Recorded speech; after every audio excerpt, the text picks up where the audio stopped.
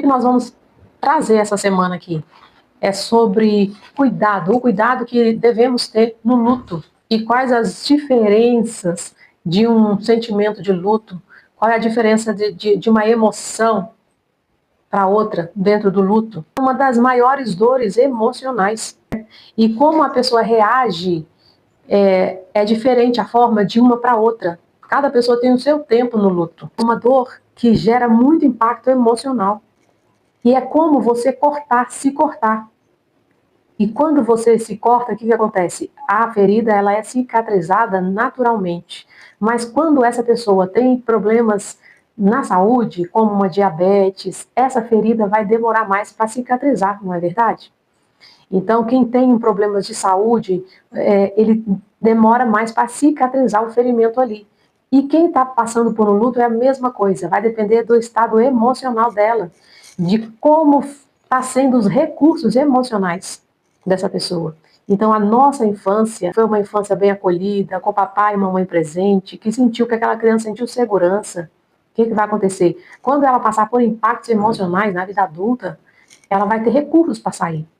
Mas quando teve muitas carências, muitas faltas na infância, os impactos emocionais são mais difíceis de romper no adulto. E o luto pode ser uma das experiências que vai ativar gatilhos do abandono, da rejeição, da injustiça, e às vezes pode acionar um gatilho porque já está no luto. Mas vamos aqui, existe só o luto por ente querido? Não, existe várias perdas. E sentimento de perda, que a gente compara ao sentimento de luto. Luto não é um sentimento de perda, só que tem coisas que nós passamos na nossa vida que vai vir aquele mesmo sentimento quando você perde uma oportunidade, não é? Quando se perde uma oportunidade, quando se perde bens materiais, tragédias acontecem, a pessoa perde ali os bens, perde a casa, ou até familiares, e vai dar aquele sentimento, sabe, de perda. Às vezes não perdeu ninguém, mas o sentimento de perda está lá. Né, mais uma vez reforçando, depende do recurso emocional que esse adulto tem desde a infância, que vai determinar o tempo que ele vai vencer esse luto aí. Então, quais são os sentimentos e as emoções de quem está passando por um sentimento de perda, por lutos? Ele passa por paralisação, às vezes ele vai paralisar, vai estar angustiado, vai passar pela angústia, aquela pessoa que está sempre angustiada, quer se isolar, falta criatividade, não quer ter criatividade, não quer fazer nada novo, não quer aprender algo novo. Isso vem do sentimento de perda. Aquela pessoa que você percebe que ela está sem brilho no olhar. A falta do brilho no olhar pode ser sentimento de perda, mais uma vez, por ente querido. Perdas somatizadas. Perdeu o pai, perdeu a mãe, perdeu o relacionamento, perdeu o emprego, perdeu o amigo. Então, e aí vem o luto com a perda de um ente querido. Aí isso vai somatizar. E você pode entrar no estado depressivo. Então, sentimento de raiva também é um sentimento que vem por perdas, sentimento de culpa, não é? Sentimento de culpa, frustração, perda de apetite, insônia. E o que acontece? Às vezes, esses sintomas todos aqui, a pessoa fala, eu estou com ansiedade. Vou para o médico, vou tomar um remédio, vou tomar por conta própria, eu estou com ansiedade. Tem que ser investigado. O processo terapêutico ali com a terapeuta é muito importante, porque na terapia você faz um processo de autoconhecimento, né, de uma varredura nos impactos emocionais mais recentes, nos impactos emocionais lá da infância, para entender o seu adulto. E você vai entender se realmente você está só com ansiedade ou está somatizando aí sentimentos de perdas. Tá? Então é muito bom olhar a história e saber que fase do luto que você está. Sim, porque o luto tem fases. Vamos falar dessas fases aqui? O luto tem fase, primeiro, da negação, né? Quando a pessoa, às vezes, o impacto é tão forte emocional, né, que às vezes a pessoa vai negar. E como que é o sentimento de negação, que é a primeira fase do luto? Essa negação, ela vem, às vezes, com isolamento, evitar falar, não quer falar, fazer de conta que não aconteceu, ou às vezes essa pessoa resolve até viajar, fazer algo que ela nunca fez, para dizer para ela mesma, eu nego, isso não está acontecendo comigo. Não é? Às vezes o sentimento de negação, de negar o que aconteceu, é uma fuga. Às vezes você vê a pessoa acabou de passar por um luto, ela está sorrindo até demais. Aí as pessoas às vezes vão julgar, nossa, mas fulano perdeu o filho, perdeu a esposa, e ele está fazendo isso? E ele já tá até viajando, tá na festa já. Ele pode estar num sentimento de negação, ele está querendo mostrar que está tudo bem, pode ser um sentimento de negação, tá? E depois tem a raiva, né? Tem a fase da raiva, raiva da pessoa que faleceu, por que foi embora, por que me deixou, por que não fez isso, por que não avisou, por que não deu mais uma chance, raiva às vezes pela pessoa querida que foi embora, raiva de Deus, as pessoas sentem raiva de Deus, nossa, mas eu pedi tanto a Deus para ele ser curado, e não foi, é uma fase também do luto, é a raiva. Outra fase do luto é a barganha, aquelas promessas que a pessoa faz para ela mesma, para tentar ficar bem. Não, agora porque eu perdi isso, eu quero ser assim, assim, eu vou fazer isso, eu vou fazer aquilo. E ele faz muitas promessas, faz uma barganha com ele mesmo para tentar se sentir melhor. E quando ele percebe que não consegue cumprir as próprias promessas, aí pode ir para a quarta fase, que é a da tristeza, sentimento de tristeza, que já está entrando para a depressão, um estado depressivo. Tentou barganhar, fazer promessas, não deu, negou, não funcionou, a dor não diminuiu, sentiu raiva, quis culpar alguém, sentiu culpa e não funcionou. Aí vem o estado depressivo. E esse estado depressivo tem que ser olhado. Tem que, quem vai tirar essa pessoa do estado depressivo pode ter muita ajuda aí dos familiares, mas ela precisa querer sair desse lugar. E a fase que a gente espera que toda pessoa que passa pelo luto chegue é a fase da aceitação. De aceitar, de estar bem, que a morte faz parte da vida, é fácil a gente falar, até você ter que passar por ela e enterrar alguém que você ama, né? Não é fácil, ninguém já sai do luto, já entra já indo para a fase da aceitação. Quem de cara já está falando, tá tudo bem, eu aceito, ele pode estar tendo uma negação. Né? Muitas vezes a pessoa estava bem, né? Mais uma vez reforçando, conforme for os recursos emocionais, ela pode sim ir direto para a aceitação. Né? Não, fulano estava sofrendo muito, eu mesmo pedi Deus para levar, eu mesmo pedi Deus para dar descanso. Aí tá tudo bem, essa pessoa realmente pode ir já direto para a fase da aceitação. Mas muitas pessoas não vão direto para a fase da aceitação, ela passa primeiro para a negação, para a culpa, pela raiva, pelas promessas, para tentar ficar bem, para tentar justificar, para recompensar algo que não foi feito, e vem a depressão. Então, você tem que saber olhar que fase que eu estou. Será que eu estou na barganha, eu estou fazendo promessas para mim por causa dessa perda? Eu estou com raiva? Eu estou sentindo culpa? Então, são muitos os sentimentos, né? Vai depender muito dos recursos emocionais que essa pessoa tem. Se permitir passar pelo luto, tá? Eu quero contar aqui uma experiência que eu tive atendendo uma mulher que tinha perdido o filho, né? Ela perdeu o filho num suicídio, ele tirou a própria vida e ela que encontrou. E outra pessoa querida dela perguntou se eu fazia o atendimento dela, que ela estava sofrendo muito. Eu falei, tudo bem, se ela aceitar, eu estou aqui sim para atender. E comecei a atender essa mulher, e ela estava em fase de negação total.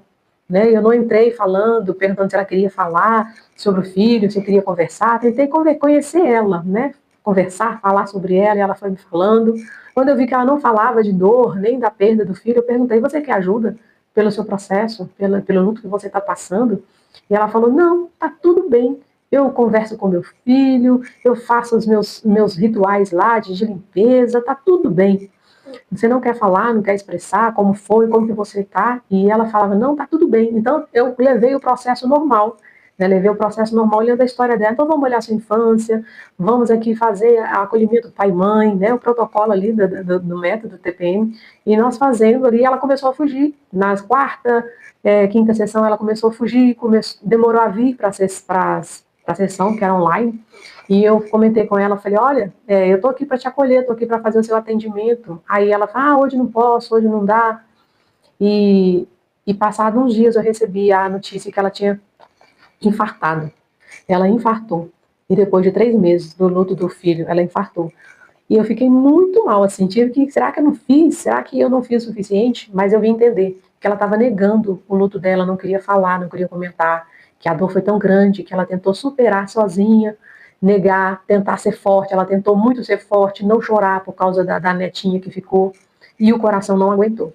Não aguenta, gente. Então, o luto é para ser vivido, é para ser permitido. Chorar mesmo, luto do ente querido, luto da perda, perda por oportunidade, perda de relacionamento. Tá sentindo, tá aquele sentimento de perda? Expresse, fale, Fale onde que dói. Perceba o seu corpo fala, o seu corpo conversa com você, o seu corpo conversa.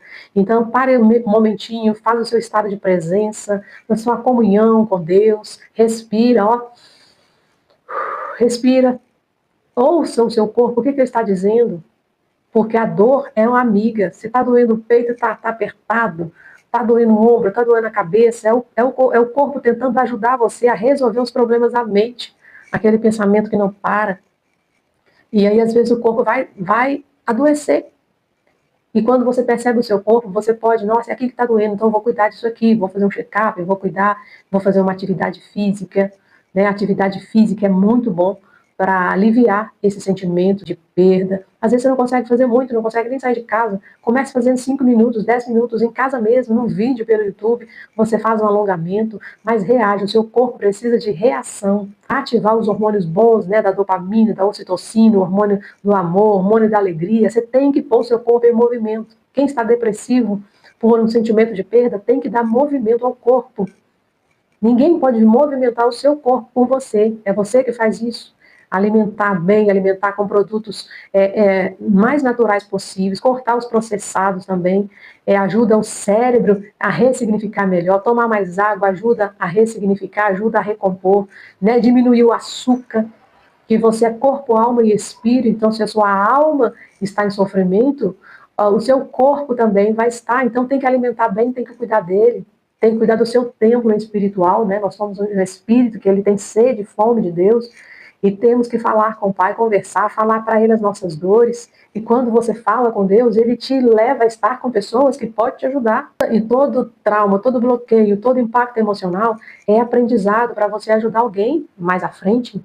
Então é sobre isso. Então o que a gente vai indicar é que você coloque o seu corpo em movimento, tá? Coloque o seu corpo em movimento e faça um exercício. Pegue e anote tudo de bom que você viveu na fase com essa pessoa e foque aqui nos momentos bons que você viveu com ela. E deixa a sua mente alimentar só dos momentos bons. É fácil? Não. Mas você pode trocar o seu pensamento, pode trocar a sua emoção, é uma decisão. Se está sentindo muita emoção da tristeza, traz a sua memória, né, aquilo que te dá esperança. Que a emoção, e a emoção sim, ela vai mudar. Né? Nós indicamos muito a Bíblia, a leitura da palavra. Em Salmo 46:1 diz: Deus é o nosso refúgio e a nossa fortaleza, auxílio sempre presente na adversidade, auxílio sempre presente na angústia. Deus está sempre aí pertinho de você, né? Mas não é porque você já fala com Deus, já tem esse costume de falar com Deus, que você não precise de contato físico, de que se expresse com outra pessoa. Pode fazer isso com um profissional, com um amigo, com um familiar, pode fazer com um líder espiritual, mas busque ajuda, não fique sozinho. Qual é a sua maior perda? Às vezes você não tem uma perda, tem mais de uma.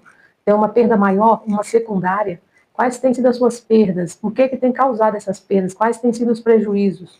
Que tipo de ajuda você precisa? E qual a experiência que você teve que é esses sentimentos de perda que você pode ensinar com o que você já aprendeu, com o que você está passando aí, não é?